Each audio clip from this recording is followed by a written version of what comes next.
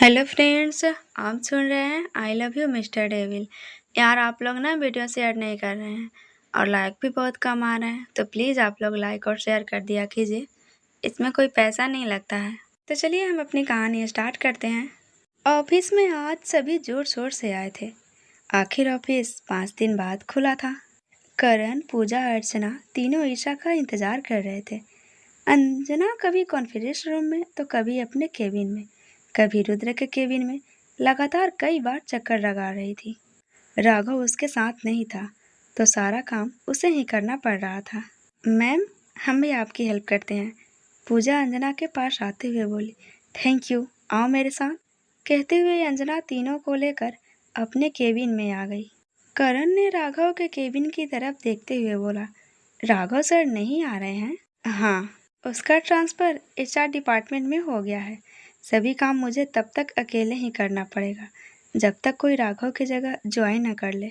और तुम लोग ये सारा सामान कॉन्फ्रेंस रूम में पहुंचाओ, मैं आती हूँ, कहकर अंजना चली गई। फिर क्या था, तीनों की मस्ती शुरू हो गई। ईशा होती तो कितना मज़ा आता ना, अर्चना ने सभी माइक उठाते हुए कहा। हाँ यार, वो होती है ना तो अलग ही महफिल होती है, पता ही नहीं चलता है कब दिन कट गया। तभी दरवाजे से चिराग, मालती, शंकर और गौरव आए। सभी को ईमेल करके बता दिया गया था कि आज फाइनल मीटिंग होगी और उसके बाद पार्टी होगी और फिर अगले दिन से काम शुरू हो जाएगा। हमारे लिए क्या आ गया है हमारे आका? गौरव ने नौटंकी करते हुए अपना एक हाथ अपने सीने पे रखा और एक हाथ हवा में ऊपर उठाकर अपना सर हल्का सा झुका लिया। इस पर अर्चना चिढ़कर बोली, यहाँ कामचोरों के लिए कोई जगह नहीं है। हम भी यहीं के एम्प्लॉय हैं भाई, और हमें अपना काम करने के लिए यहाँ भेजा गया है, तो हमें भी अपनी सेवा का मौका दीजिए। इस बार गौरव बोला। तो करण ने कहा, आप निचले फ्लोर पर चले जाइए और वहाँ आपको अंजना मैडम मिलेंगी। तो वहाँ से कुर्सी और टेबल भर भर कर लिफ्ट में ऊपर कॉन्फ्रेंस रूम में ले आइए, करण ने कहा और अपना काम करने लगा। इसी तरह सब कुछ न कुछ कॉन्फ्रेंस रूम में जमा करने लगे।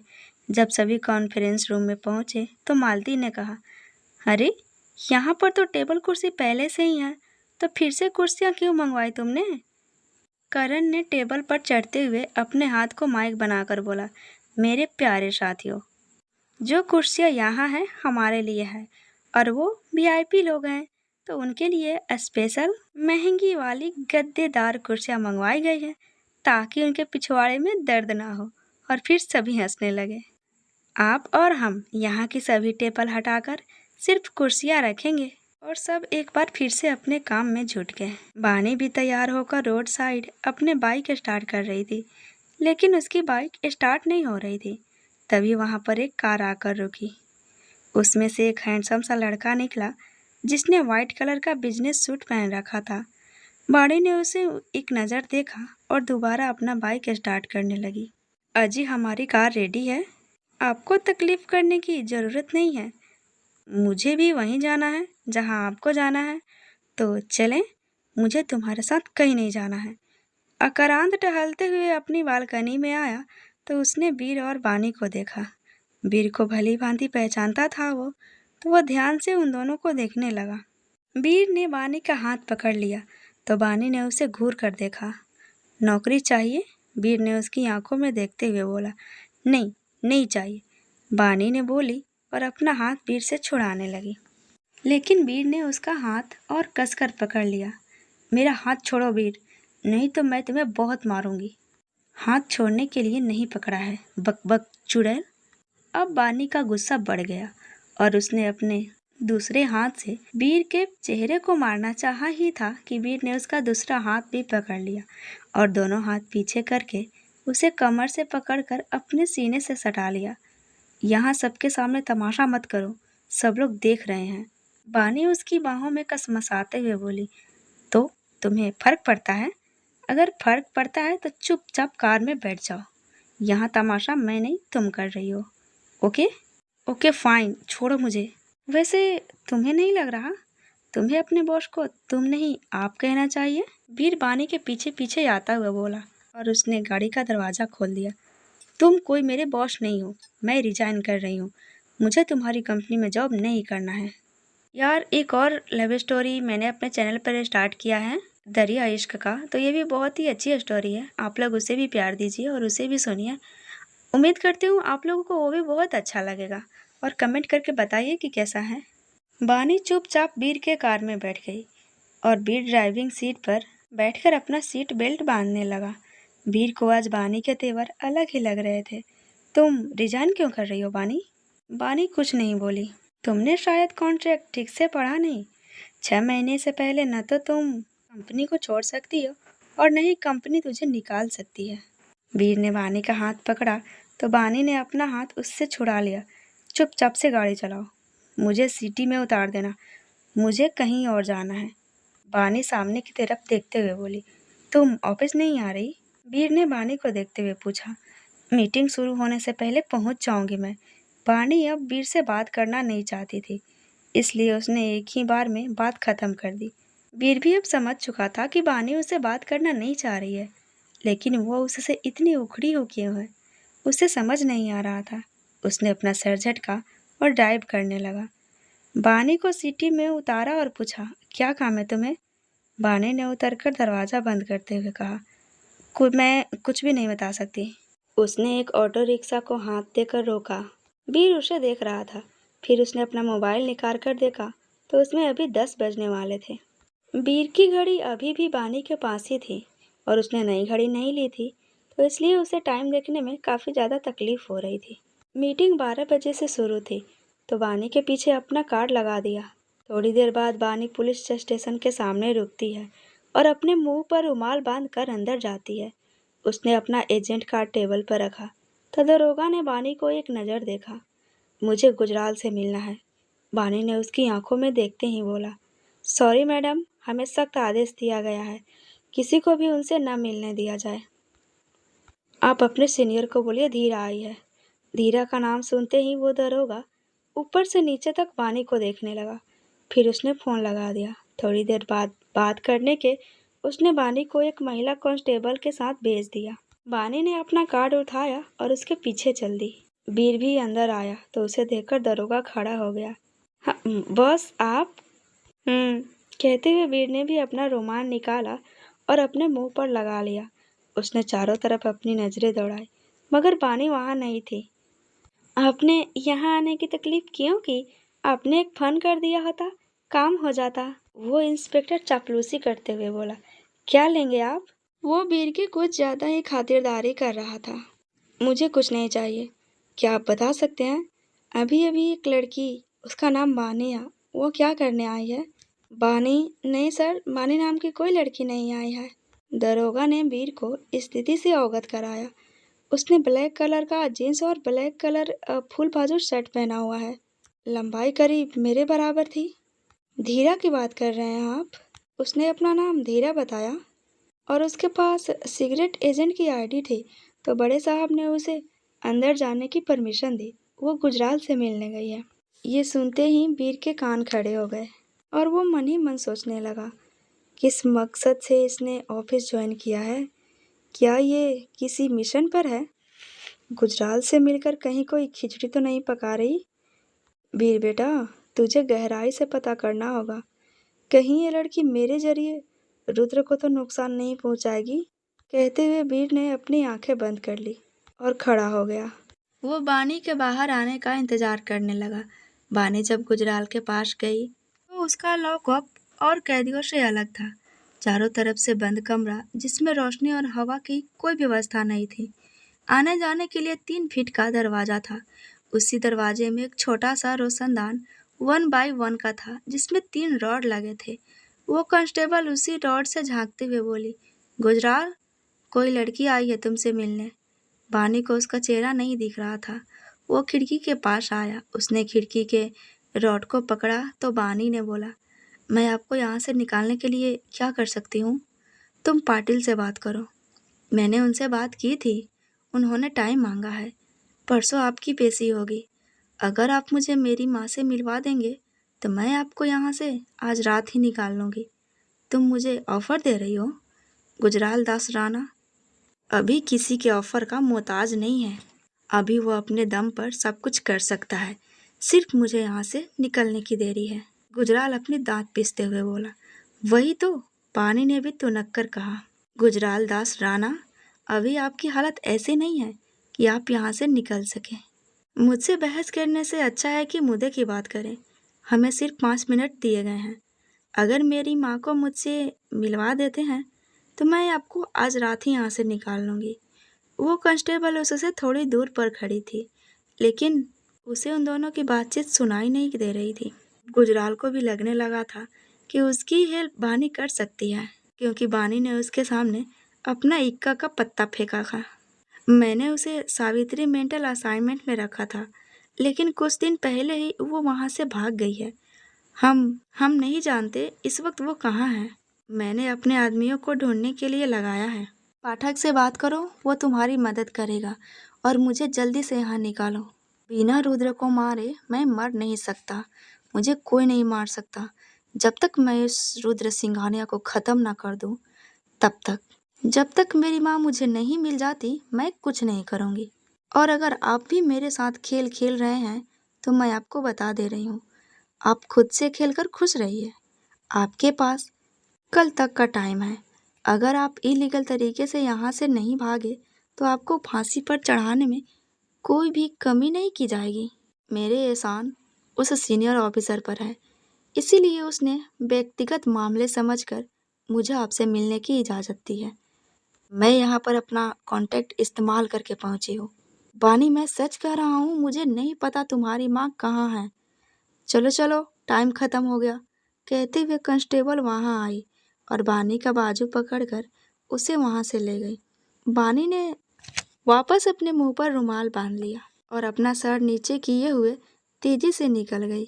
वीर ने बानी को जाते हुए देखा और दरोगा से बोला, अगर ये दोबारा यहाँ आती है तो मुझे इन्फॉर्म करना।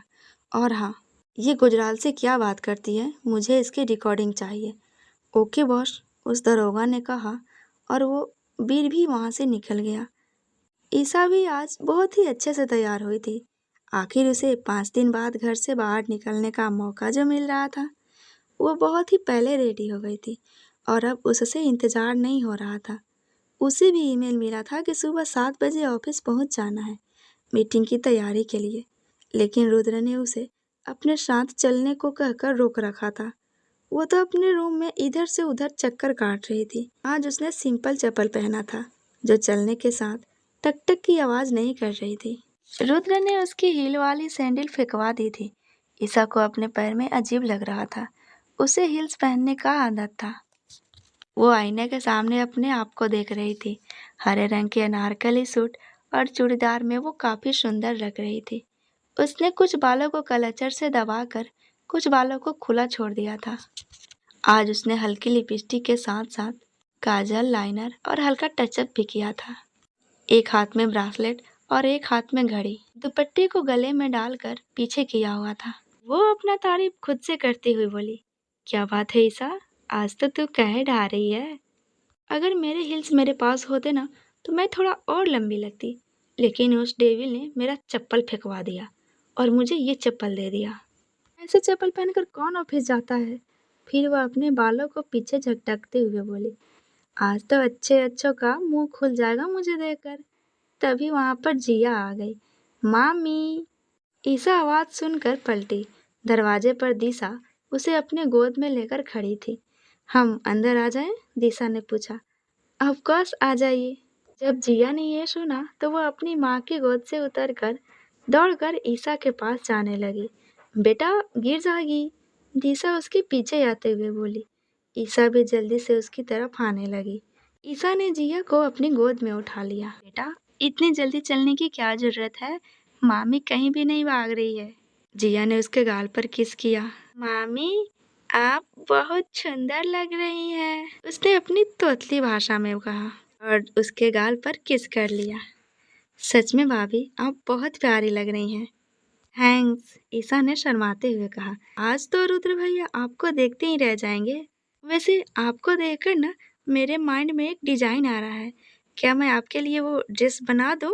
आप पहनेंगी? क्यों नहीं पहनूंगी, ये भी कोई पूछने वाली बात है, ईसा ने कहा और फिर से बोली, आप बैठिए ना, खड़ी क्यों हैं? ईशा ने दिशा को बैठने के लिए कहा। तभी वहाँ एक मेड आकर बोली, मैम, बॉस ने आपको याद किया है। उसने अपना सर झुकाया और वहाँ से चली गई। ईशा ने जिया को गोद से नीचे उतार दिया। जिया, अब मुझे काम पर जाना है, बाय। मुझे आपके साथ खेलना है, कहते हुए जिया ने ईशा का दुपट्टा पकड़ लिया। दिशा ने जिया को अपने गोद में लेते हुए कहा, बेटा, मामी को देर हो जाएगी ना, आप शाम को खेल लेना। चलो अब अम्मा के साथ ब्रेकफास्ट करेंगे, उसके बाद मैं आपको स्कूल ले जाऊंगी। आपका एडमिशन भी तो करवाना है ना। स्कूल का नाम सुनकर जिया खुश हो गई। ईशा ने भी अपना बैग उठाया और वहां से रुद्र के कमरे में आ गई। रुद्र उस वक्त अपने कपड़े पहन रहा था। उसने शर्ट पहन रखी थी, लेकिन उसके सारे बटन खुले थे और पैंट पहनकर उसके जिप बंद कर रहा था। तभी वहां पर ईशा आ गई। उसने रुद्र को जिप बंद करते हुए देख लिया था। वो जल्दी से पलट गई। आज रुद्र पजामा कुर्ता ना पहनकर बिजनेस सूट पहन रहा था। ईशा को ऐसे पलटते देख रुद्र के होठों पर शरारती मुस्कान आ गई। अगर इतने ही शर्म आ रही थी तो दरवाजा नॉक करके आना चाहिए था ना। ईशा वहां से जाने लगी। रुको, कहते हुए रुद्र ने ईशा को रोक दिया। यहाँ आओ, ईशा मन में सोचते हुए बोली। पता नहीं अब ये डेविल क्या करेगा। उसने अपना सर नहीं में हिलाया। मैं हॉल में आपका वेट कर रही हूँ। मैंने कहा ना, यहाँ आओ, रुद्र अपनी कठोर आवाज में बोला। तो ईशा अपना सर नीचे किए हुए उसकी तरफ बढ़ने लगी। रुद्र ने ईशा को एक झलक ही देखा था। उसकी धड़कनें जैसे थम सी गई थी। ईशा का एक झलक देखने के बाद अब उसे देखने के लिए रुद्र का दिल मचल उठा था। वो एक टक ईशा की खूबसूरती में खोया था। मुझे रेडी करो, रुद्र ने अपने बुलंद आवाज में कहा। जी, ईशा उसे देखने लगी। तुम्हें कम सुनाई देता है? मुझे रेडी करो, हम देर हो रहे हैं। वो जिया मुझे बुला रही है, कहकर ईशा वहां से जाने को पलटी, लेकिन रुद्र ने उसे कोने से पकड़ लिया। अब ईशा की धड़कनों की रफ्तार 100 पार कर चुकी थी। वो कसमसाते हुए रुद्र से अपना हाथ छुड़ाने लगी। जब तक मैं नहीं चाहूँगा तब तक तुम नहीं छोड़ सकती, और जब तक तुम मुझे रेडी नहीं करोगी मैं तुम्हें छोड़ूंगा नहीं। कहते हुए रुद्र ईशा की कलाई पकड़कर बेड पर बैठ गया और उसे अपने दोनों पैरों के बीच में खड़ा कर लिया। उसके बाद उसने ईशा की कमर में अपनी बाहें लपेट दी। ईशा का चेहरा लाल हो गया था। रुद्र एक टक ईशा को देख रहा था। ईशा ने अपने कांपते हाथों से रुद्र का बटन बंद करना शुरू किया। ईशा काफी कोशिश कर रही थी कि उसकी नज़र रुद्र के चेस्ट पर ना जाए, परंतु वो खुद को रुद्र को देखने से रोक नहीं पा रही थी। उसकी उंगली कभी कभार रुद्र के सीने को और उसके सिक्स पैक को छू रही थी। ईशा के शरीर में करंट दौड़ रहा था और वहीं रुद्र का हाल भी कुछ ऐसा ही था। रुद्र ईशा का स्पर्श अपनी बॉडी पर महसूस कर रहा था। ईशा का हाथ कांप रहा था और उसने जल्दी से अपना काम खत्म किया और वहां से हटने लगी। इस बीच रुद्र ने एक बार भी ईशा के चेहरे से अपने नजरें नहीं हटाई थी। जब ईशा उससे हटने की कोशिश करने लगी तो रुद्र ने उसे छोड़ दिया। रुद्र आईने के सामने आकर खड़ा हो गया तो उसकी आंखें छोटी हो गई और उसने अपने पीछे खड़ी ईशा का हाथ पीछे से ही पकड़ते हुए कहा, ये क्या है, और उसे अपने सामने कर लिया। रुद्र ने अपने शर्ट की तरफ इशारा किया। ईशा ने देखा तो उसके बटन गलत तरीके से बंद किया गया था। नीचे का एक छेद अभी बाकी था और सभी बटन एक दूसरे से ऊपर वाले छिद्र में लगे थे, जिससे ऊपर का एक बटन छूट गया था। ईशा ने अपना सर पीट लिया। हे माता रानी, ये क्या हो गया?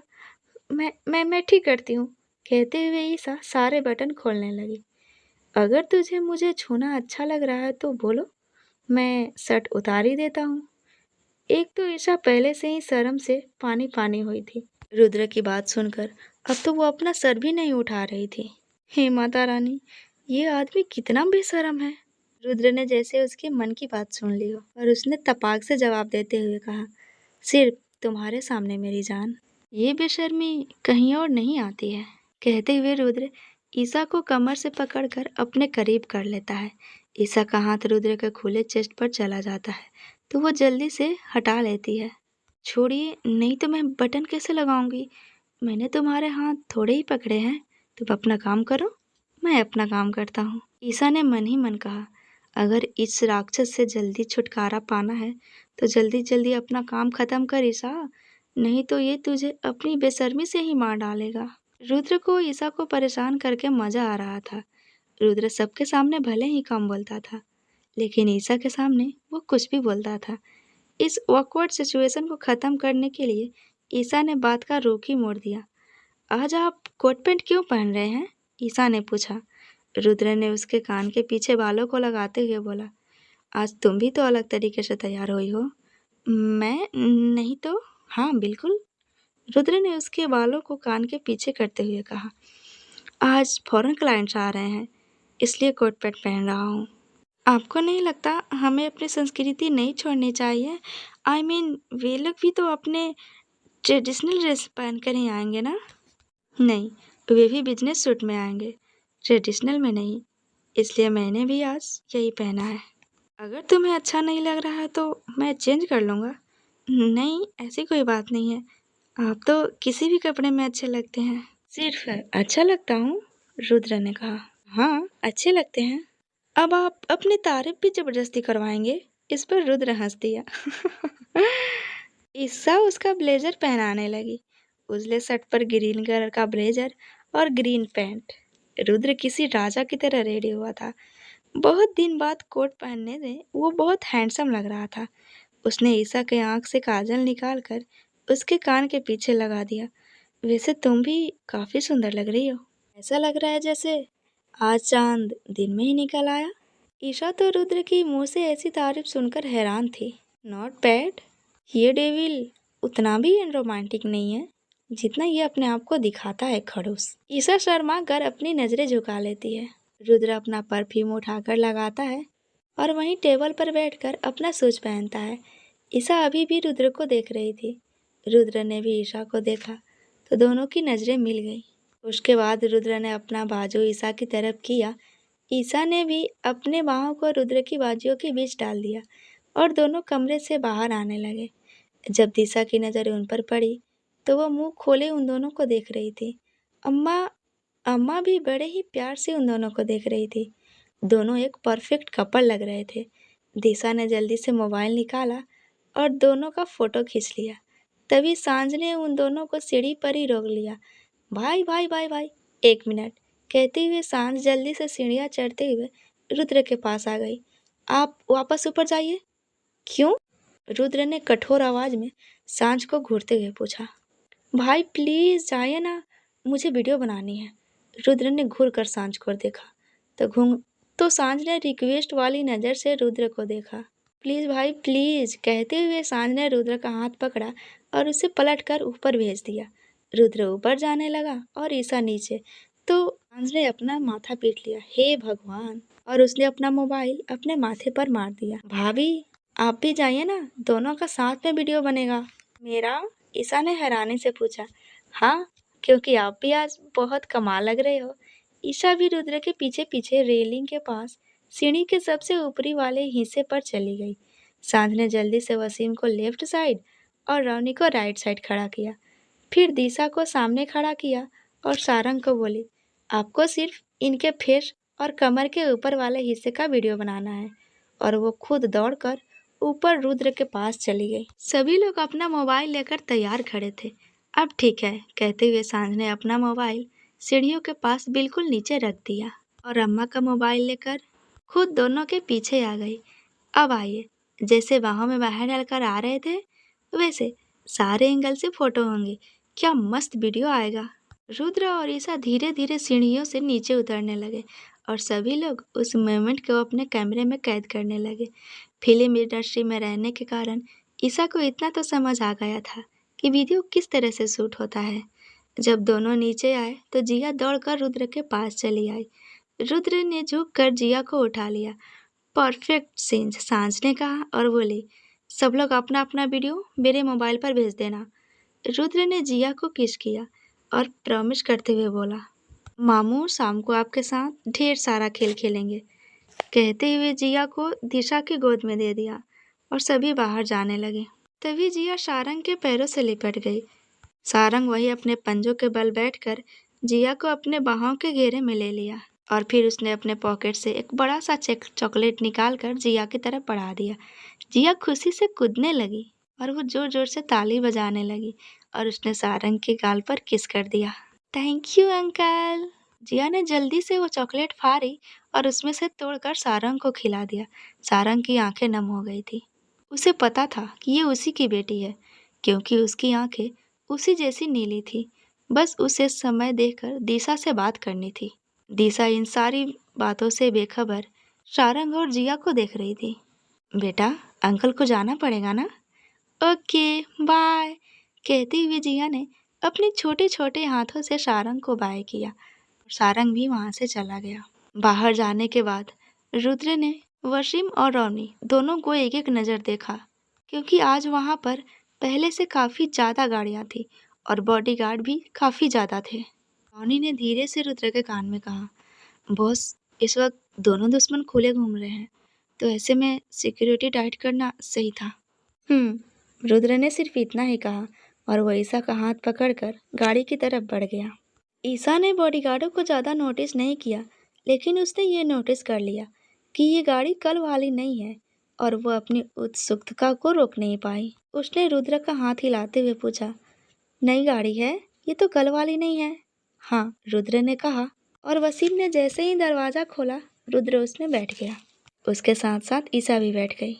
आप रोज रोज गाड़ियाँ भी बदलते हैं कपड़े की तरह? रुद्र के चेहरे पर बड़ी सी स्माइल आ गई। थोड़ी देर बाद रुद्र ईशा के साथ ऑफिस पहुंच गया।